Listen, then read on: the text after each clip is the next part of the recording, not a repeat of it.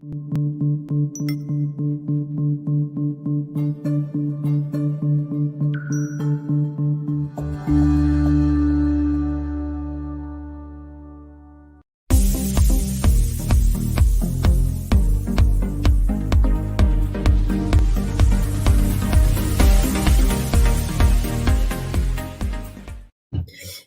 everyone. Welcome back to the Ask Dr. Be Good show, the show where we have positive things going on in legacy and public education.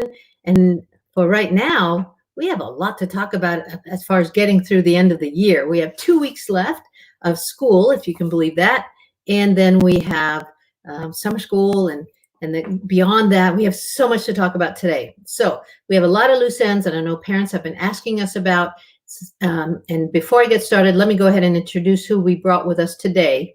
So we have Ms. Stacy Weaver and Jennifer and Nemia Vergara. If you would all just talk a little bit about your position at Legacy. So, Stacy Weaver, and I am the Senior Operations Director for Legacy Preparatory Charter. I'm Jennifer. Sorry, Nivea.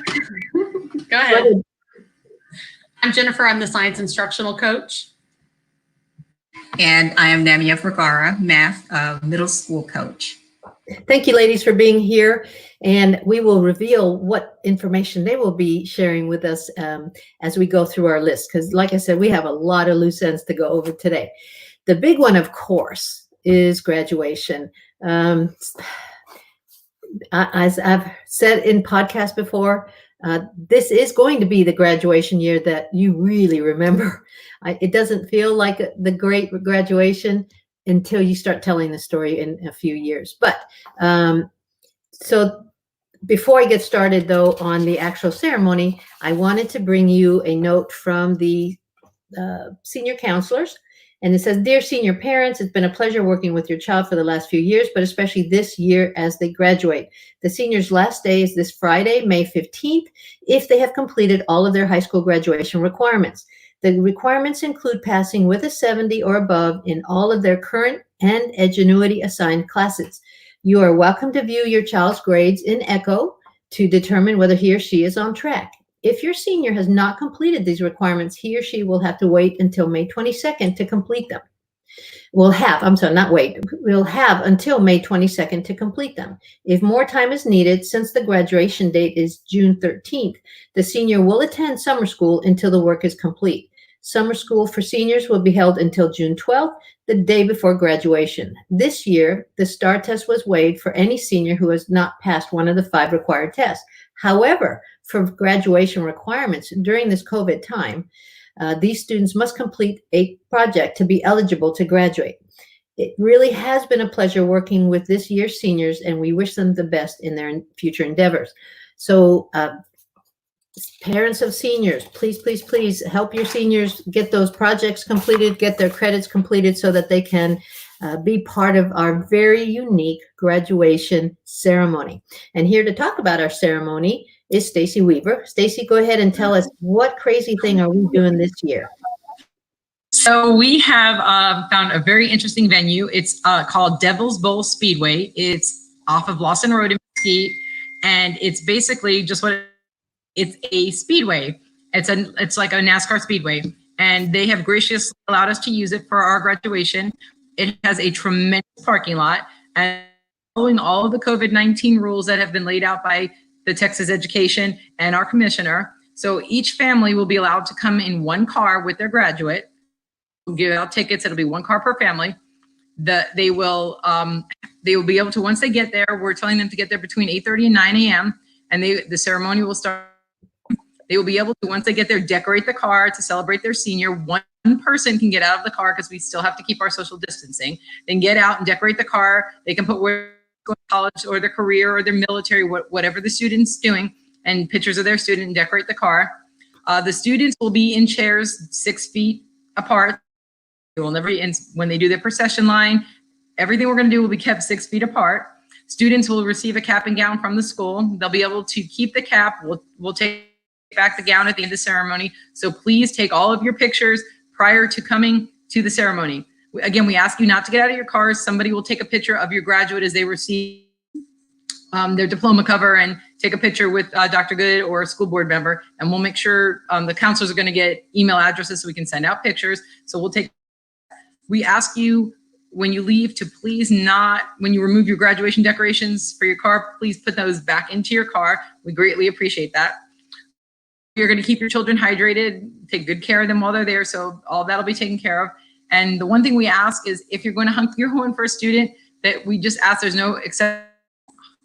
Horns being honked because we want other students and families to hear their names, and we will be sending out a Zoom address, so you'll be able to actually go in. Well, we actually use Google Meet, so you'll get an address for that, and you'll be able to hear and see the graduation in your car on your phone, and also send it to family members. So I think I covered everything for graduation. You did. Of course, you cut out when you talked about the times. So they can come starting at 8:30 to 9 to decorate their car. Right. The ceremony starts at 9:30. We're trying to beat the heat a little bit. Yes, exactly. And then you don't decorate your car till you get there, so it doesn't blow off. And then Exactly.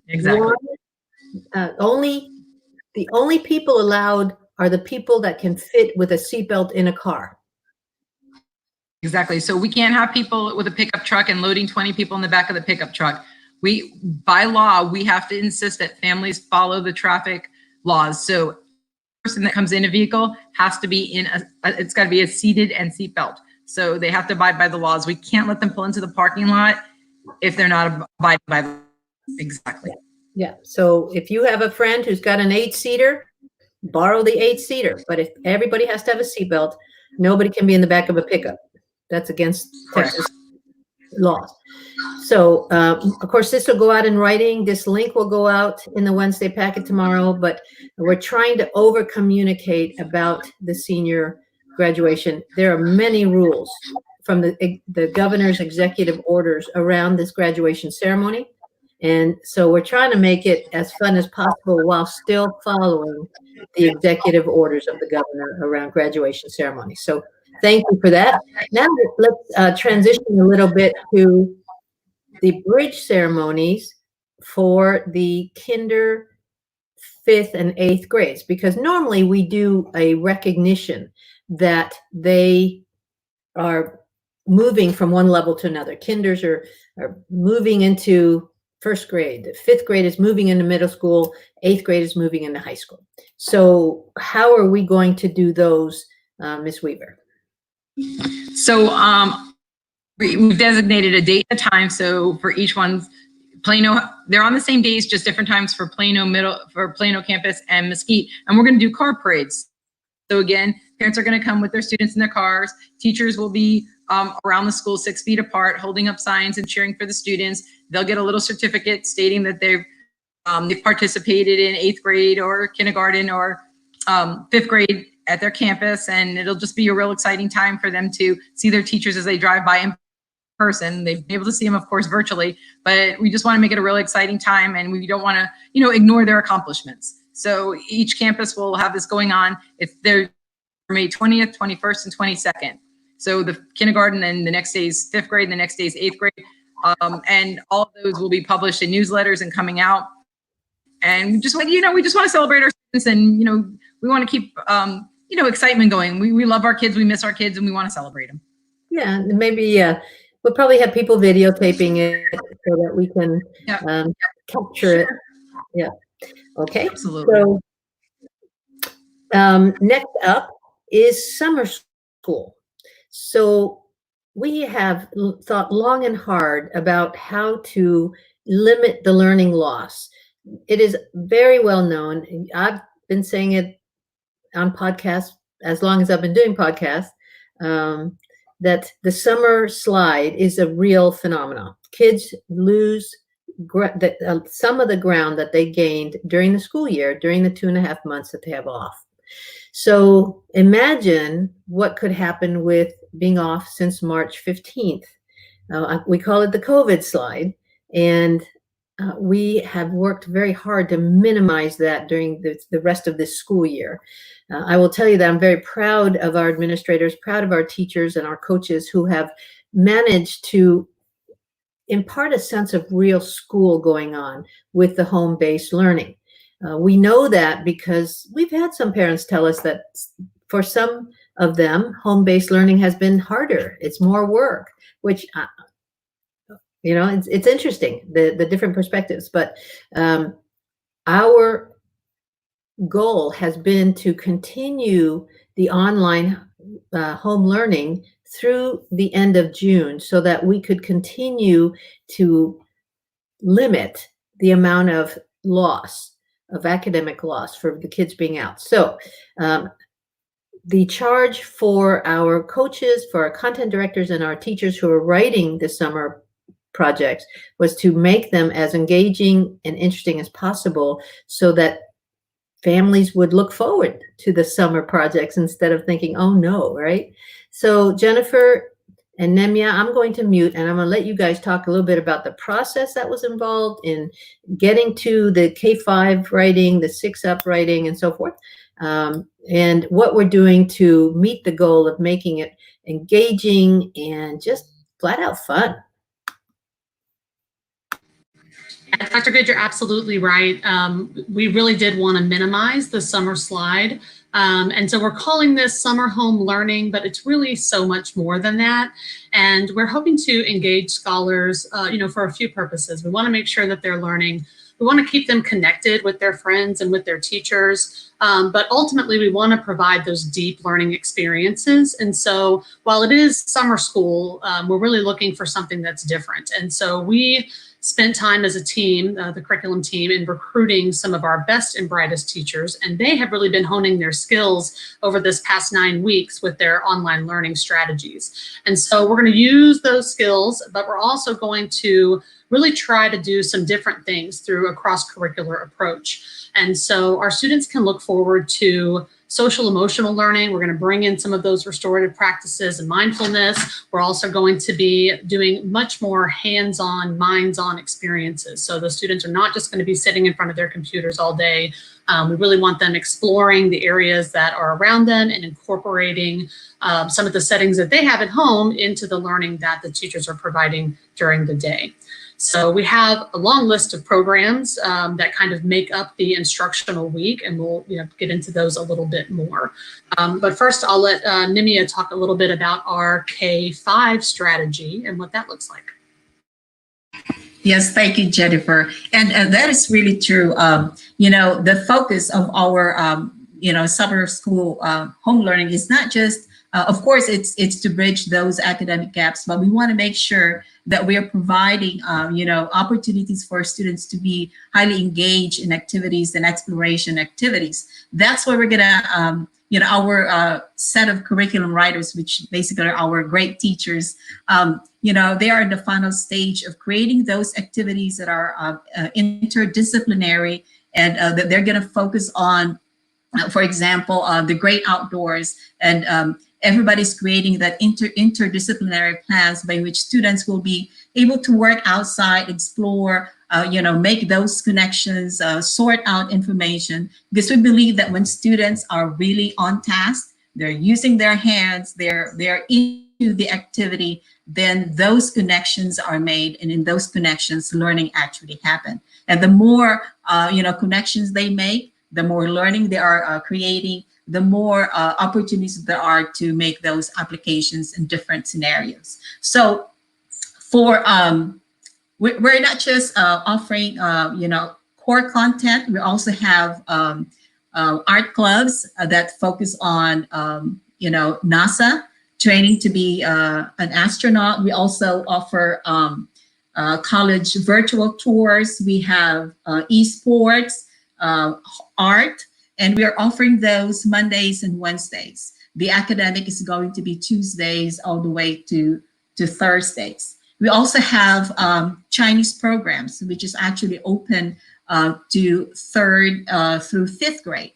So in this particular program, students will be able to experience more of a more global awareness of other cultures and language. They will be able to go to virtual trips and make those things that they have to do. They have to prepare for traveling and all that. So all of these kinds of experiences that we hope, yes, they will have fun, but at the same time, they will be able to practice those skills, those standards that we consider to be the foundational skills that they have to learn in order for them to be successful, not just this year, but for the coming school year, for mathematics, for science, or for reading. So, so can you be a little bit more specific as far as the K-5 PBL project theme? So the project is more is focused on camping, the great outdoors, and like I said, I don't want to give out all the information yet, but it's going to be focused on that. So interdisciplinary lessons are created based on that content.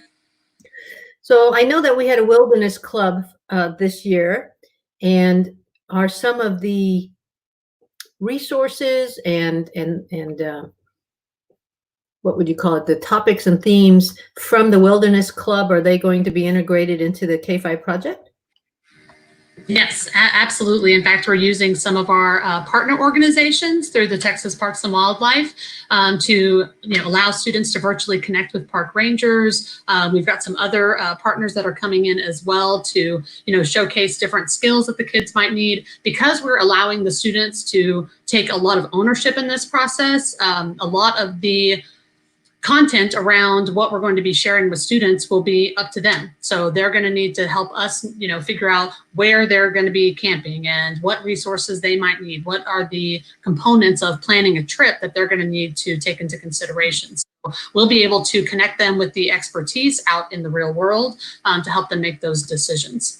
So we're very excited to be able to continue that theme of connecting with the outdoors and those wilderness adventures, even though we're not able to do it face to face. So will they be sitting in front of a computer all day?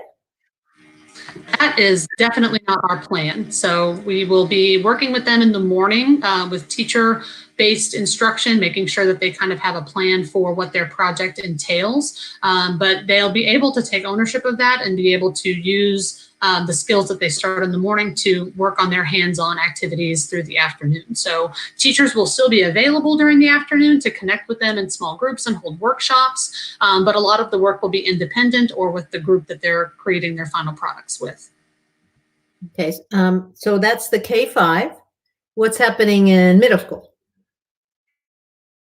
Oh, sorry, I didn't unmute. That's the K-5. What's happening in middle school? So middle school, believe it or not, is actually taking on the same theme of a camping trip, but they're going to be approaching it at a little bit of a different level. The science and the math that they're going to be looking at is obviously going to be more complex, and they're going to be looking at locations in different parts of the world and different parts of the country. So they'll be doing things like building a solar cooker and looking at measurements and data collection through some of those hands-on experiences. The structure and the format is still very much the same as it is in elementary, with a Monday and Friday enrichment day. And then they've still got their core content and GT classes available Tuesdays through Thursdays. So there's a lot of similarities, but they'll be going a lot deeper with the content. Emilia, did you want to add anything about middle school? Yes, I'm thinking of, particular for mathematics, they actually are focusing on, the geometry aspect of it, in terms of surface area, volume, creating those buildings, creating, doing the different transformation, dilations and all that. So it's really a rich focus. There's a lot of things that students can actually do using the standards, at least in mathematics. There's a lot that students are actually going to do that will not only enhance their skills in mathematics, but at the same time be able to apply it to real life situations, such as in building things. And do we want to add anything about high school at all? So the high school actually is doing all of their planning next weekend. So I think if you have another podcast coming up, we can give you more on high school. Their planning session's coming up next Saturday. Well, in high school is a little bit different because they have credits. Yes. And so it's a little bit harder to each course has its credit that it needs to be earned. And so it's a little bit stricter type of teaching environment, although of course PBL is still what we do. So we look forward to that. It sounds like we are ready to keep our kids engaged and learning until the end of June. Thank you, ladies. Let's see, I do have information on other summer schools, and that is, let's see, we have the EL Science Summer School Enrichment Program for 2nd through 12th grade. And this camp is specifically for English language learners in grades 2 through 12 who need extra reinforcement in the area of vocabulary and writing. We use science as a fun way of making this camp instructional and enjoyable. Let's see, incoming ELs, the incoming kinder through 1st grade enrichment program. So those kids who are legacy kinders this year going into 1st grade, and then new legacy kinders coming in this new school year. This is a federally mandated summer school that will be offering a summer school program for children who have the potential to qualify as English learners and who will be eligible for admission to kinder or 1st grade in the beginning of the next school year. This program will help your child to continue in his or her development of English language proficiency, literacy, and academic skills needed for success in school. More details are coming. There's a flyer that we will put in the comments also for the GT and EL camps. I forgot, we also have GT summer camps for kinder through 12th. GT summer camps are specifically designed for our GT scholars. During the camp, the GT scholars will have the opportunity to participate in teams with their peers to solve hands-on engineering design challenges based on real events by using GT skills such as autonomy, collaboration, ethics, communication, creativity, critical thinking, and growth mindset. So that the GT Saturday school just ended last Saturday, but we will pick it up again when summer school starts. So GT parents, be on the lookout for that. And then let's see, what else do we have here? So we have a reminder from our PEAMS person, who's our student information coordinator. And this is about grades. Following TEA's guidance, LPCA has taken every precaution with our COVID policies to ensure a positive impact on our scholars' final grades, provided the student made any attempt during online learning. The 4th, 9th weeks grade, which is during online learning, will not be lower than the 3rd 9 weeks grade during face-to-face in-school instruction. LPCA was very forward-thinking when it reached out to students to prevent truancy even during these new COVID times. As in normal times, if a student failed to complete any portion of credit, they will have opportunities to complete that credit through programs like Edgenuity or summer school opportunities. Our main goal, as always, is student success. Grades will be considered for awarding credit. GPA will not be included this semester in this spring semester for grades 9 through 12. So some of you may need to hear that a couple more times or have some explanation, parents of high school parents. But if your child made an attempt at online learning, they will get credit. If they did not, then summer school awaits. That's real school, right? All right, let's see what else we have before, because again, we have such few minutes left. The return of computers. Ms. Weaver, you want to talk about the return of computers, please? Sure. So our seniors that are done on the 15th, we're going to have them return computers Monday, Tuesday, and Wednesday of the following week. They can bring them over to the high school during working hours, which is basically from 8 to 4 o'clock each day. There should be somebody there to collect computers. So that'll be Monday, Tuesday, and Wednesday of the following week after. Now, students that are still working, they're working on projects or may need to be in summer school, we'll have those lists and we won't expect those back immediately. But all seniors that are graduating, the expectation is that they bring back those computers on Monday, Tuesday, or Wednesday of the following week. So After Friday. That would be at Mesquite, to take them to the Mesquite High School. In Plano, you just go to the Plano building. Plano campus, exactly. Mhm. Yeah. And Exactly. we need those computers not only at the seniors, but when summer school is over, So then the same's gonna, yeah, it's over on the 26th, and then the following Monday, Tuesday, and Wednesday will be pickup days for those computers. and what about picking up items from campus? Okay. So most items that students have in the classroom, by the time we get to this year, they're used up. Crayons, pencil, things like that. If parents have something like a high dollar value item, some parents bought very expensive headsets for their children and their names are on those, or there's certain things that's specific, we're going to ask them to email the teacher. The teacher will let the director know, and and I've already given them these instructions. The director will contact the parent and make a time that the parent can, it's good for the parent, and the director will have those things ready and give it to the parent, so we don't have to have a parent coming into the school or anything like that. The time will be set up, and it'll be put in something that the director to just hand it off to the parent. Okay, so we have a process in place for that. We also will be sending home a survey soon, because there's some parents who are already saying that they are not comfortable sending their child back to school, and yet they still need school, right? And so we're going to send home a survey asking you to tell us, do you need everyday school? Do you need school at home? Because there's no question that the state of Texas is going to have to change the way that they do their school finance. Right now, the only way a school gets paid, whether charter or ISD, is if the child comes to school before 10 o'clock every day. When they don't come to school, the school can't count that child to get paid.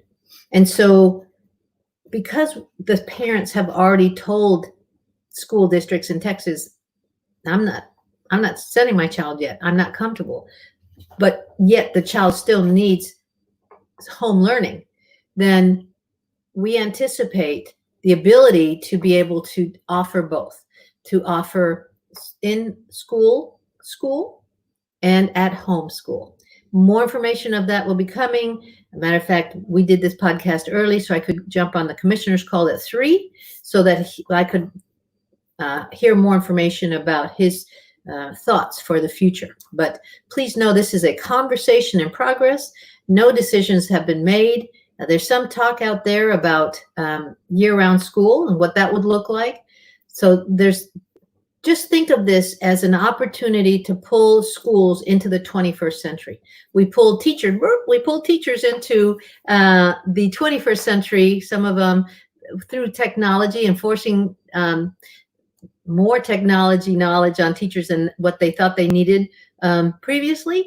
And so this COVID time gives us the opportunity to really make some good changes, healthy changes for you and your family, and yet at the same time do our due diligence, and that is to have school for you and your child. So more information will be coming on that, and we look forward to having conversations with you during the summer about what that looks like. But the survey will help us know, what is your intent? What are your thoughts on that? Because it's always the way, we have just a couple of minutes left. So let me look at my list and make sure that we hit everything that we needed to talk about. The only thing I would add to this, because I'm reading now that sort of the COVID adrenaline has run out. We're getting a little anxious. Please remember, we have a lot of mental health resources to help you and or your child cope in this time. And if you need those resources, please reach out to the campus director or your campus teachers. And we will very, very easily, or the counselors, please remember, we have counselors also. We have 3 counselors that can help you. And suffering in silence is the worst thing that you can do. So please let us help you with the very many resources and people that we have available to help you through these uncertain times. We thank you, ladies. Stacy, Jennifer, and Nemia, thank you so much for being on today. And parents, stay tuned. We'll get more information to you as soon as we know something. Thank you, everyone. Thank you for tuning in to the Ask Dr. Be Good show. For more information on Legacy Preparatory Charter Schools, visit our website, legacypca.com, or call 469-249-1099. And remember to like us on Facebook, where we stream live weekly Tuesdays at 3 p.m.